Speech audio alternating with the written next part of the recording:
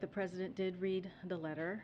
I was there when he read the letter. This is an issue that is a priority for this president. WNBA superstar Brittney Griner pleading guilty to drug smuggling charges, telling the judge she packed in a hurry and did not mean to carry drugs into Russia. It will have no impact on any of the negotiations. The president, the national security team, the State Department, the special envoy. Over the past few weeks, there's been an intensifying public campaign to pressure the White House and pressure Biden himself into acting to try and secure Brittney's release. But behind the scenes, there have been a number of efforts that are being made to ensure that Brittney comes home. A number of Biden administration and White House officials have been in touch with Griner's family and representatives. Jake Sullivan and Secretary of State Tony Blinken have been in contact with the family, as has the special envoy for hostage affairs, Roger Carstens, who's the point person on all of these detainee cases. They've been in touch with Griner's family and representatives a number of times with attempts to kind of reassure them and keep them up to date. I'm Max Tawney. I am a reporter on Politico's White House team. I decided to look into the behind-the-scenes efforts that are going on to help secure Brittney Griner's release and some of the pressure that's being put on the State Department and the White House. I'm Quinn Forgy. I am a reporter at Politico covering breaking news and national security.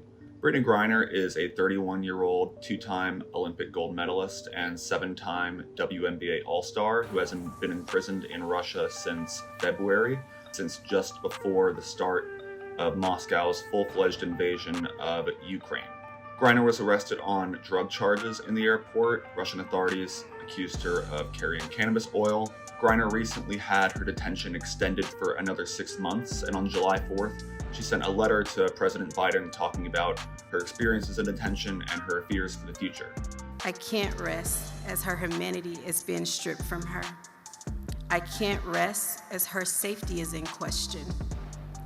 I honestly can't rest until she's home. After months of this public pressure campaign that's been kind of boiling with members of the WNBA speaking out, Biden is finally acting on this himself personally. The White House released a statement saying that the president and Vice President Kamala Harris had spoken to Brittney Griner's wife on the phone and had assured her that they are going to be working to try and ensure that she is released. Much of those efforts are being quarterbacked by former New Mexico Governor Bill Richardson, who is also the ambassador to the United Nations. The Richardson Center has been working to try and secure her release and has been in contact with the White House and with the State Department about some of those efforts. And they've also been working alongside the Griner family as well. We'd heard that the Griner family had reached out to them as early as late February. Much of this centers around the case of Victor Bout. Victor Bout is a convicted Russian arms dealer who was convicted in New York in 2011.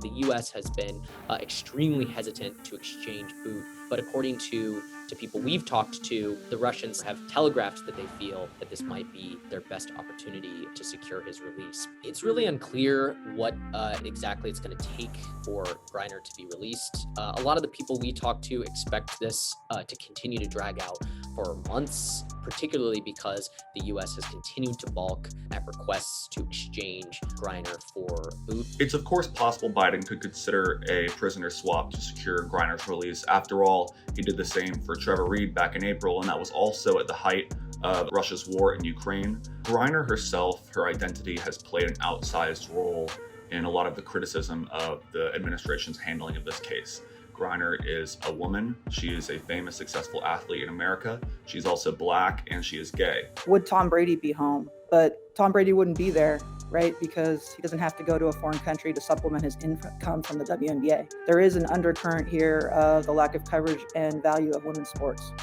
The administration already took a lot of blowback for their handling of the case when last month the couple were unable to connect on a phone call despite Brittney Griner trying 11 times to get through to her wife in the US because the phone line was unmanned by the State Department. But this Griner case, of course, is coming at a time when Biden is facing several domestic woes at home, low approval numbers, inflation, and it represents another international challenge, especially amid the war in Ukraine that Biden will have to confront in addition to those woes at home.